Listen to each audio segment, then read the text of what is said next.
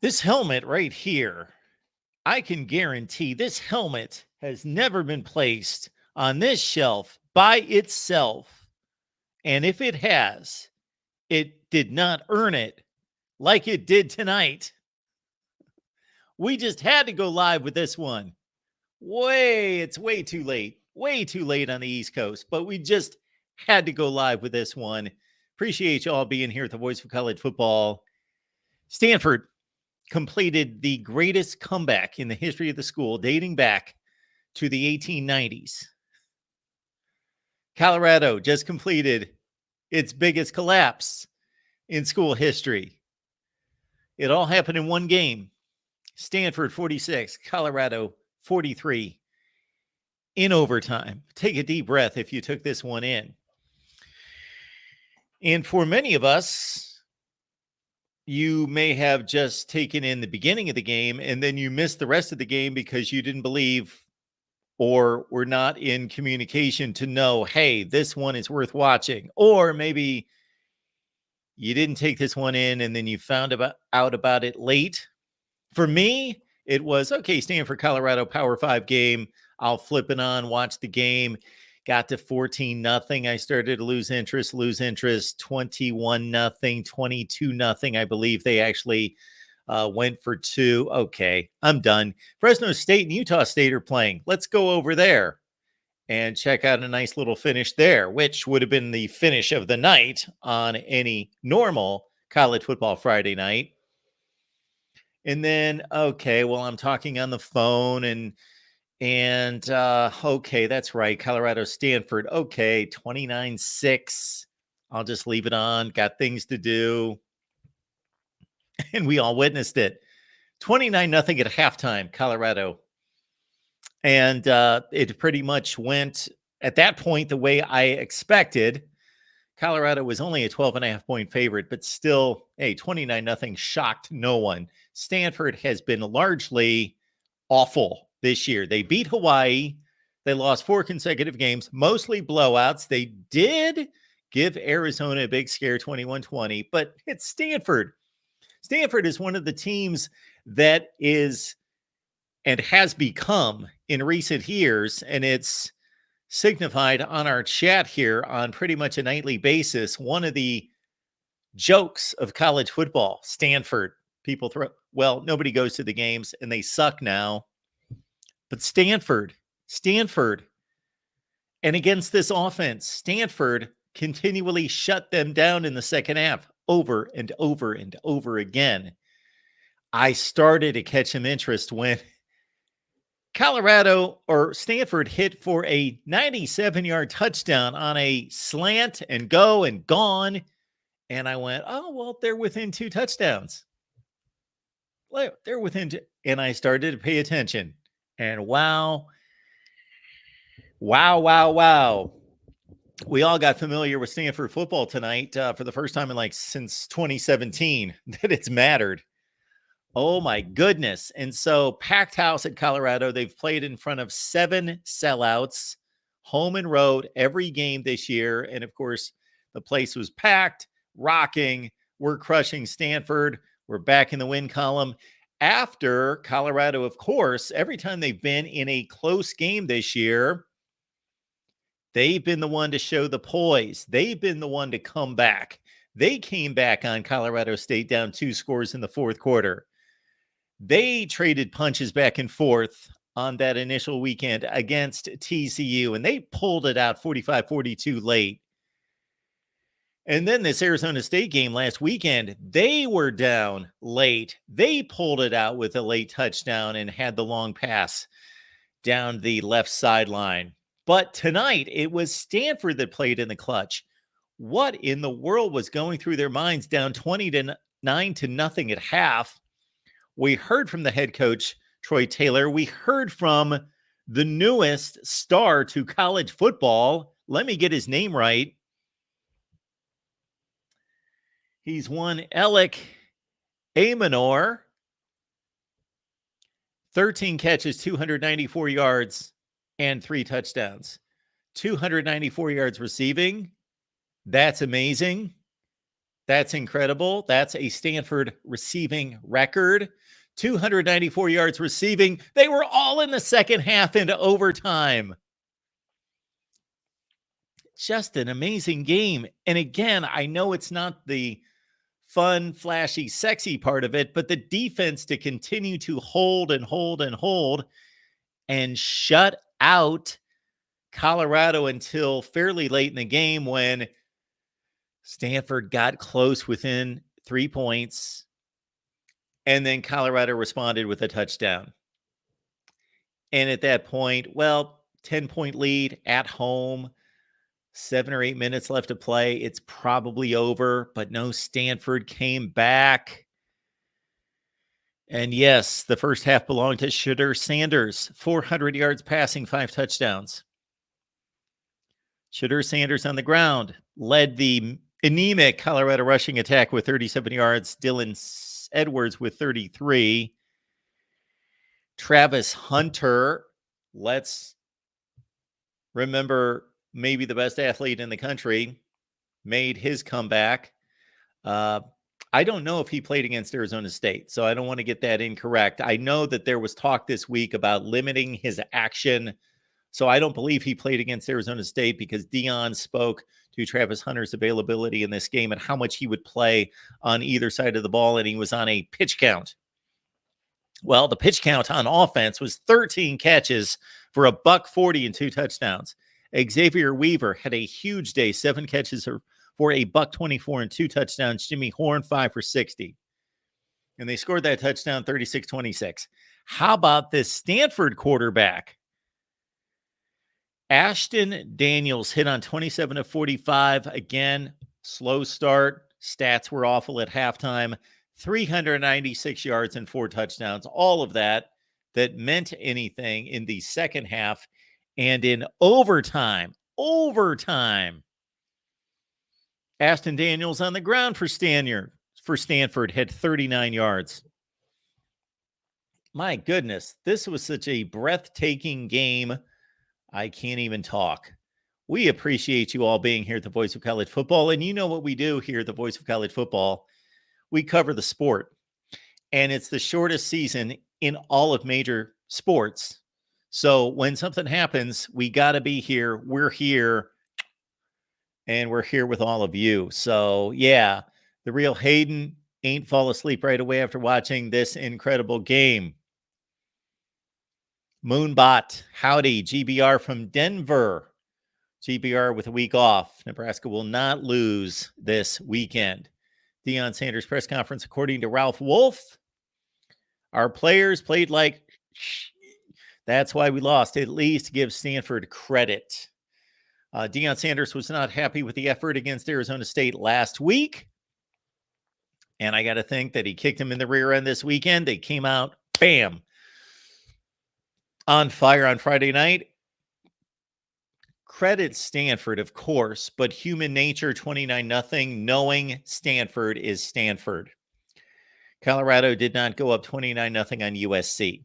And no, well, that's USC. We better lay on the throttle. No, it's Stanford. So human nature there.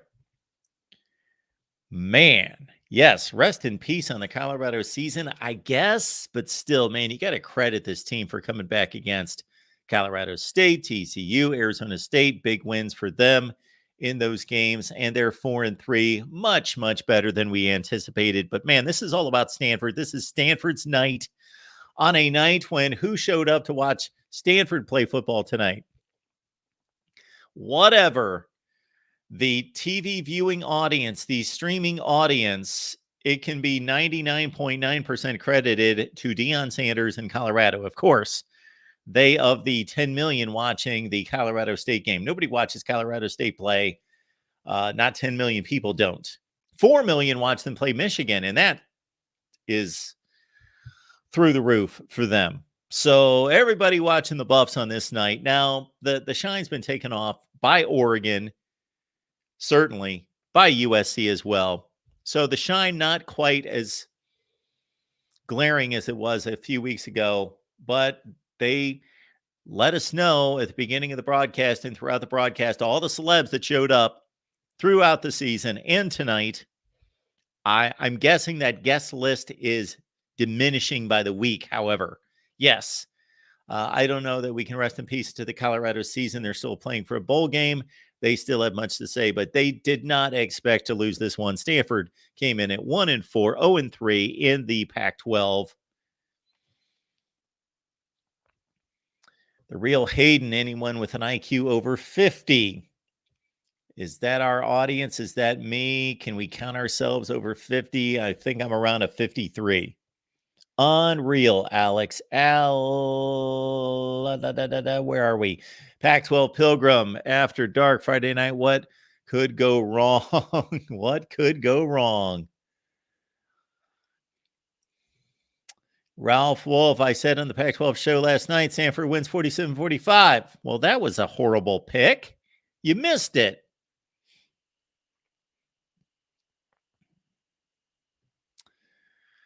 Oh, let's not go the negative route. Deshoe says Hunter was awful on defense down the stretch. The two-way thing was a gimmick tonight. Well, it's not a gimmick. He can play both sides of the ball and play them well. We know that.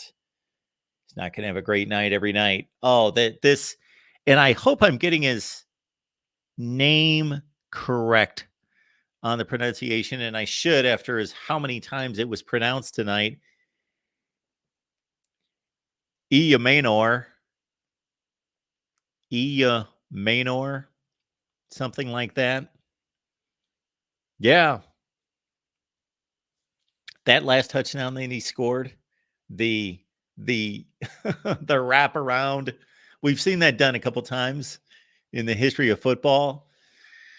Probably never on a more important play down the sideline on Travis Hunter. That was an incredible catch. We will be watching that catch for years to come. And I did not understand once Colorado, let's see, this would have been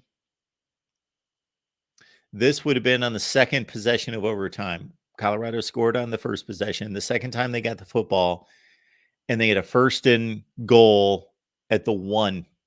They had a first and goal at the 1. Maybe I missed something.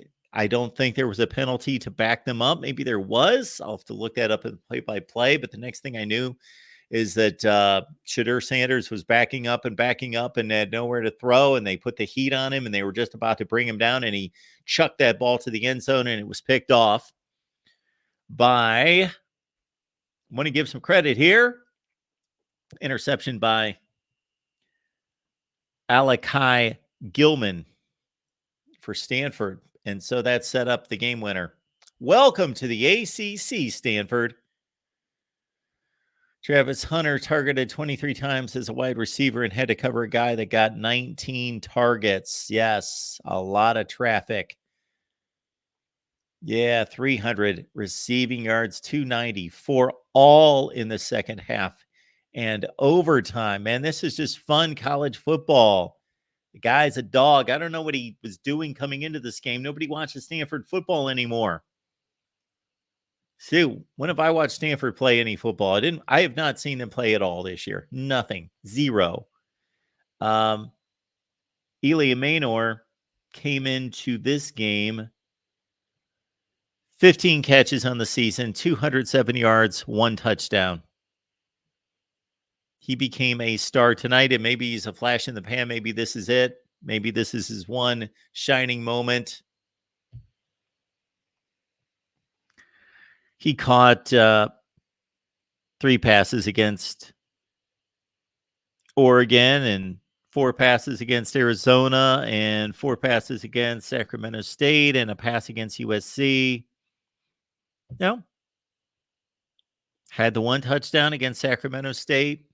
That was a game they lost against Sac State and Troy Taylor's former employer. Yes, Stanford, bring on some competition for the Cardinal. Wow, that was fun. That was cool. 29-0 Stanford. This is like, and this got far less hype than this being on ESPN late night against Deion Sanders and the Buffs. But when Northwestern When they came back to score 3 touchdowns in the fourth quarter to defeat Minnesota, I thought, man, this is about the most improbable team in the nation to come back. And they're coming back against what has been a top 5 or 10 defense in the country. Not this year, but a top 5 to 10 defense. And we all thought Northwestern was going to win, what, 1 game, 0 games, 2 at the most. And they come back and score 21 straight to defeat Minnesota. I think they were down 21. I think they scored 24 straight to win that. And I thought, that's the most unlikely team in the nation to come back from that deficit, put up that kind of offense. But here we go with this one.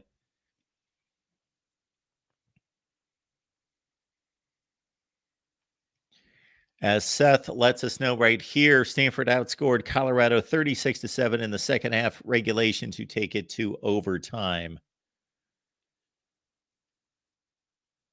The real Hayden, we would build a statue at Iowa to a player if they had a stat line like that. Shoot, that's a season stat line for an Iowa wide receiver.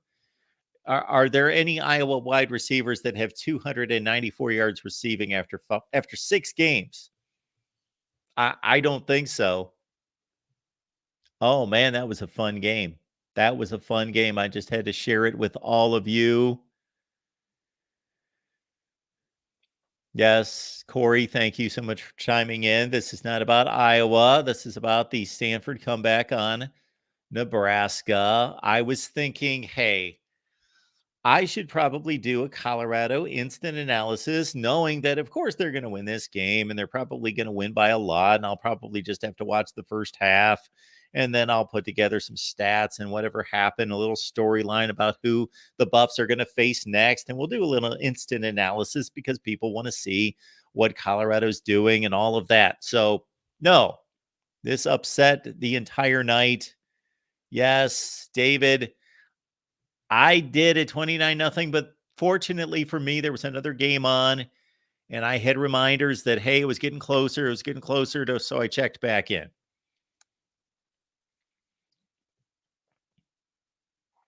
Yes, a lot of great stats, I'm sure, could come out of this game, but we know it's the greatest Stanford comeback in history. It's the greatest comeback against Colorado. It's also the 4th largest comeback in the history of the Pac-12. So in the Pac-12's final season, Stanford slides into the record books right under, remember that UCLA Texas A&M game in 2017 with Josh Rosen and Kellen Mond at the Rose Bowl, and I think A&M was down, UCLA was down 44-10 and scored like 5 touchdowns in a row to win 45-44. That is the greatest comeback in the history of the conference. Yes, Illini cast. Colorado's bowl chances took a real hit tonight. 2 wins. Nobody sees 2 wins left. I know they've got Utah, of course.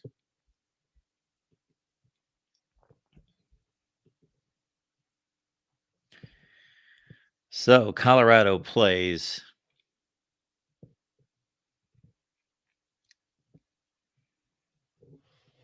at UCLA. What do they have, a 20% chance of winning that game against what is right now the number 1 defense in America statistically? Oregon State at home. Oregon State at home. You guys gotta excuse me. You know, I was headed to bed and was not expecting to be broadcasting at 3 a.m.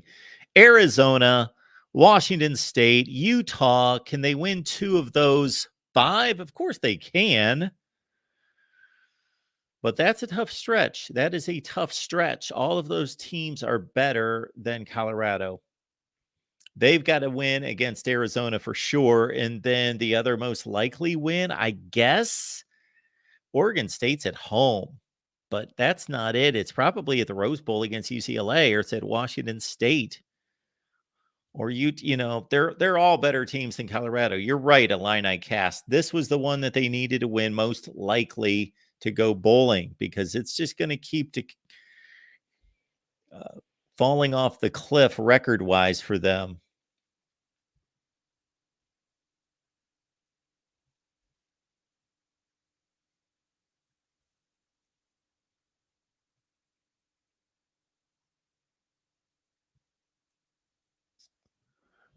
Stanford. Is Stanford going to be any different going forward? I would expect not. Now, is Troy Taylor the right guy for the job? Is he going to build this into something?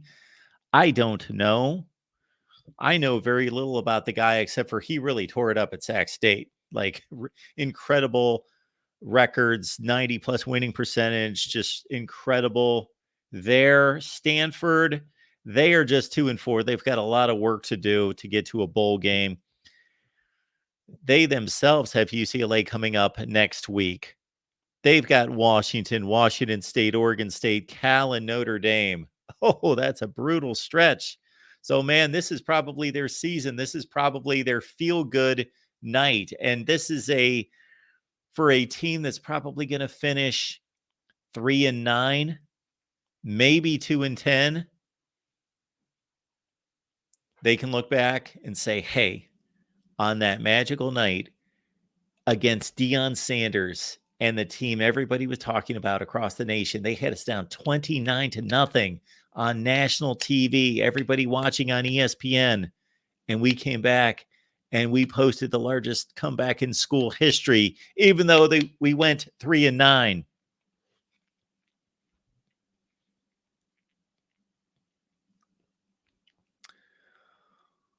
All right. Well, we appreciate you all being here at the Voice of College Football. The Real Hayden says, you taking any calls? Corey was asking for a link. Taking calls? Oh, we've got a long day of college football. My college football day starts at 11 in the morning and doesn't conclude until like 3 in the morning. It's like a 17-hour Saturday. Yes, in my jammies, no doubt. Already there. Already there. Let me see if you guys have anything else. I just wanted to say hi. This is what we do at the Voice of College Football. Is when something like this happens, it's got to happen. We've got to put this together. Shoot, it was 1:30 in the morning last night when Houston had already pulled off that crazy Hail Mary against West Virginia. And I got my guy, Steve Helwick from SB Nation on the line, said, hey, bam, let's knock something out. He was right on the field, right behind the end zone, taking the best shot that was used by Bleacher Report and CBS and everybody else from the field for that. So we had Steve Helwick on last night. This is what we do.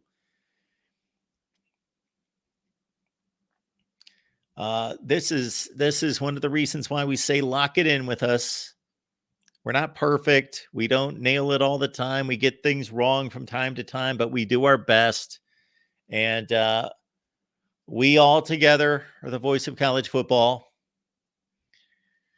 One SEC Hawk, thank you so much for being here. I'm seeing some folks. You guys must be late night people. Well, obviously you are, but you must be late night people, but not like mid afternoon or early evening people, because I've not seen a lot of you in the chat.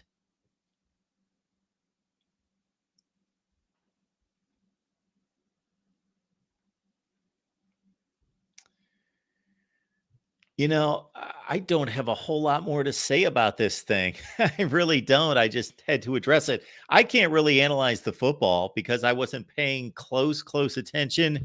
Again, I'd have to go back to the play-by-play. I don't know why Colorado was throwing the ball. They had a 1st and goal at the 1-yard line to take that overtime lead. That was a couple plays prior to the Shadur Sanders pick in the end zone. That hit me.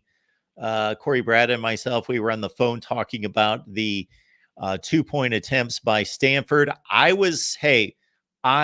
admit this is not Christian McCaffrey vintage Stanford, where I knew who the wide receivers were, who the offensive linemen were. I knew like 25 players on the team. This is not vintage Stanford. So I plead ignorance on Stanford football. I assumed to a certain extent that the field goal kicker was no good because I thought he missed the first PAT, knew that he missed a field goal from 37, but they were talking about him as the scenario was playing out of a possible game-winning field goal. They were talking on the broadcast, Mark Jones, Louis Riddick, about him being one of the best kickers in the Pac-12. So I thought they had an awful kicker. Let's see our guy Carney. It's a good name for a kicker. One of the best in the business from 15 years ago, John Carney. So this is Carty. Excuse me. See, I don't know Stanford. Joshua Carty came into the game at 11 for 13. So he missed a 37-yarder. I got the wrong impression about his kicking abilities, but man, he was true and down the middle on that one that he had to hit at the end of regulation to send it into overtime. But he barely made a PAT, clanked it off the upright. And if you see, it was either the game winner or it was the one to send it into overtime. I think it was the game winner, the holder. Nobody thinks of the holder. Nobody watches the holder. I was on this particular play because the kick had to be made. The holder did a hell of a job reaching back for the football and getting that football down. So the unsung hero of the night is the holder for the Stanford Cardinal. This is, folks, come on. Let's not be beating up on Travis Hunter. He's a phenomenal athlete. He's not trash. Oh, my goodness. If we all could be as good at our jobs as Travis Hunter is at his job, let's put it in that perspective. This is Stanford's biggest win since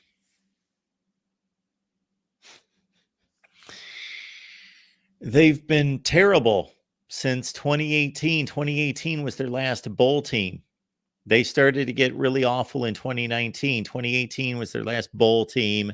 2017, they went to the Pac-12 championship game and lost to USC.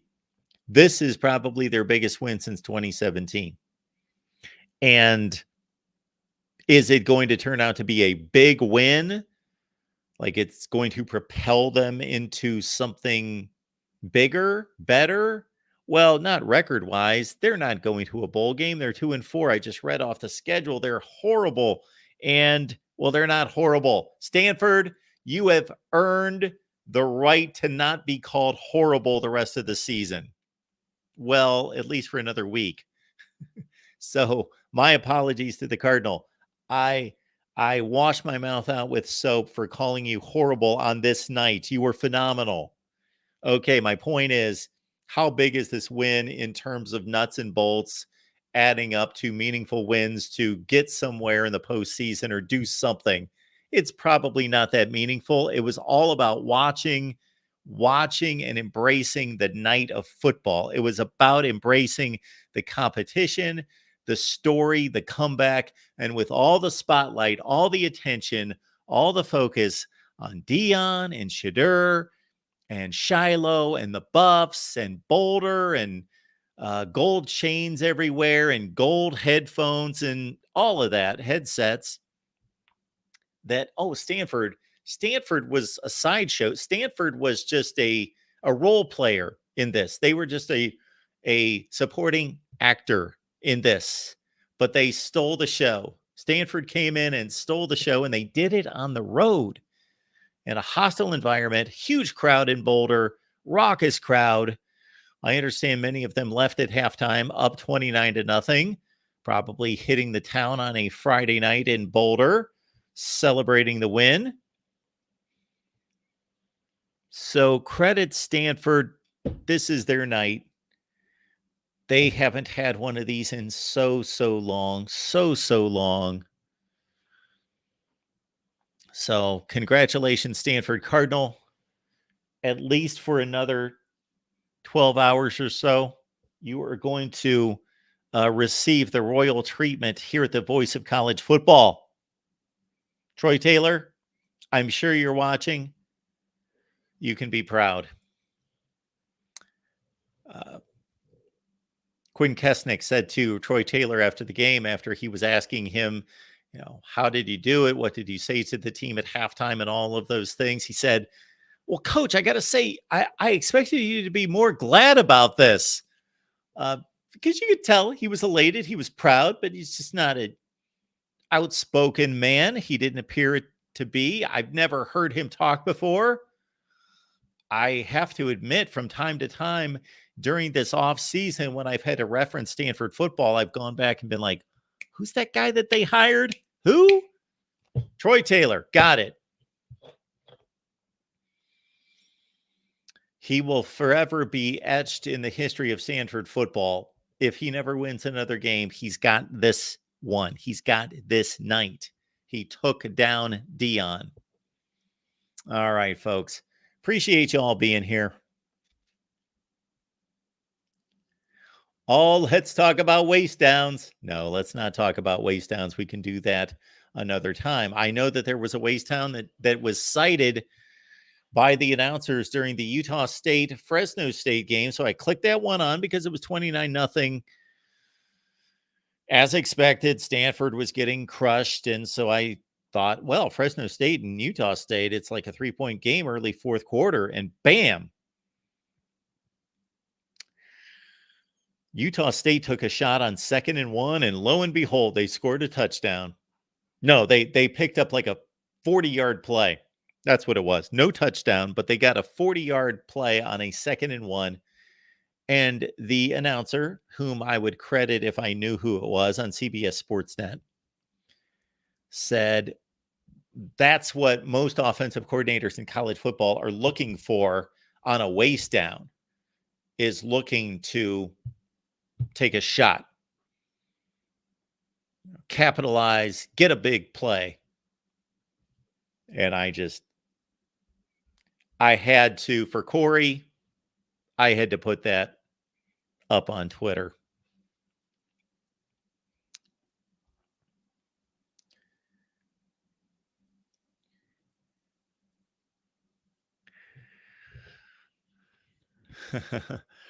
Roger Dodger. Watch 8 former Pac-12 teams make the playoffs in 2024. You know what?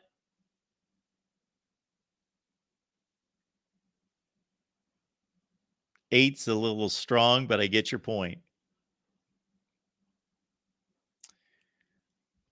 We've got Jason who says, I get no coach is thrilled with losing, but it's remarkable how different Dion is at pressers after losing. Like Harbaugh, he acts like, who, me, overconfident? That's ridiculous. How dare you? Did not see Dion's post game. Paul says the only good games tomorrow are Oregon, Washington, USC, Notre Dame, UCLA, Oregon State. That's a little Pac-12 lean right there. I would say Tennessee, Texas A&M could be a really good game, and we don't know the good games yet. We got to watch them be played. I know what you're talking about. You're talking about matchups. I got you. I got you.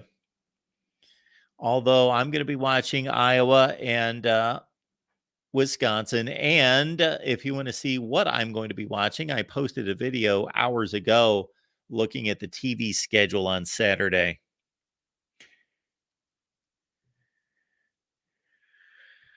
Roger Dodger is calling it now. Stanford 2025 ACC champions. LBC Robbie, good to see you as well. Thank you so much for being here. Now we've got some arguments in the chat about the gold headset. I took notice of it. And if I take notice of it, that means it stands out because I don't pick up on things like that. But Dion likes to match, and he loves gold, and he's coaching for the right team. It's a bit of a stretch on the actual official color code of Colorado. It actually doesn't match theirs is more of a copper gray, and Dion's kind of turned it into gold. It's not the official school color.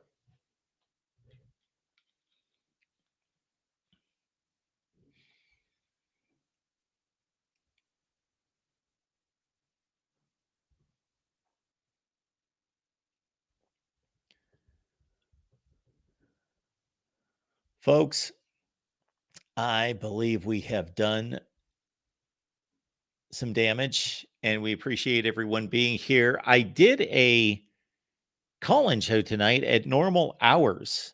This was normal hours for any reasonable human beings. Earlier tonight at 8 p.m. Eastern time, and we had like 50 or 60 people here. We've doubled that, and it's in the middle of the night.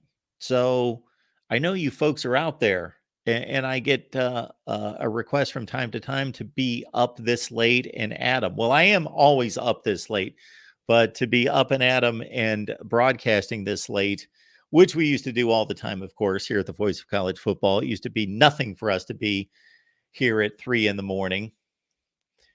Yes, Jackson, I can't find your comment now, but yes, I am not surprised that Jackson is telling us that this is an amazing, fantastic finish by the Stanford Cardinal. And yes, you know what, Jackson, you, my fine sir, are correct.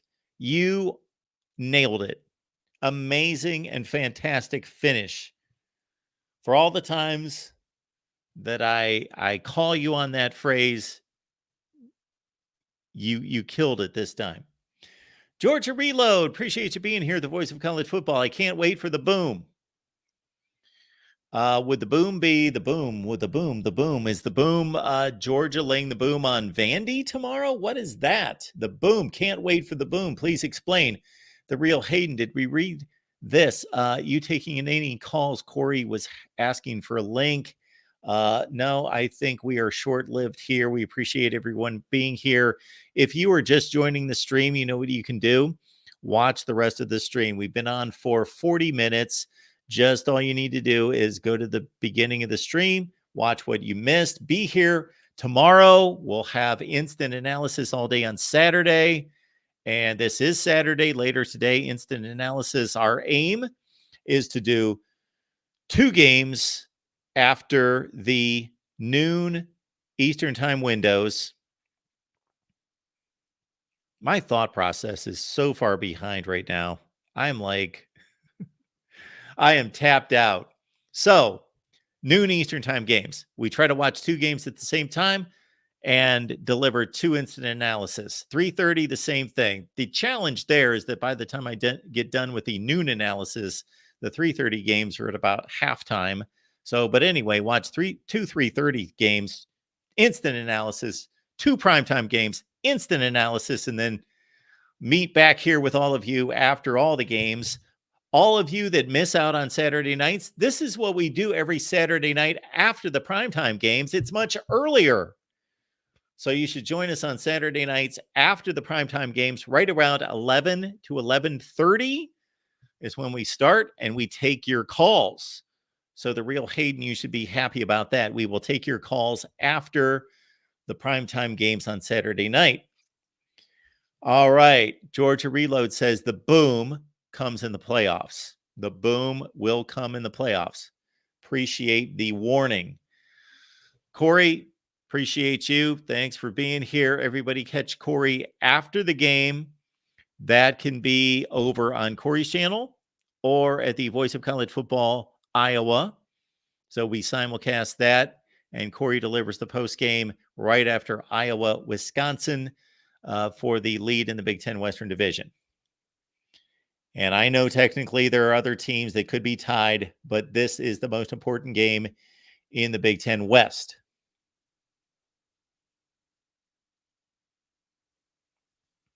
All right, folks. Appreciate you being here. Again, instant analysis and live streams coming up on Saturday, later today, right here at the Voice of College Football. We appreciate you all being here. And for one last time, this night belongs to the Cardinal.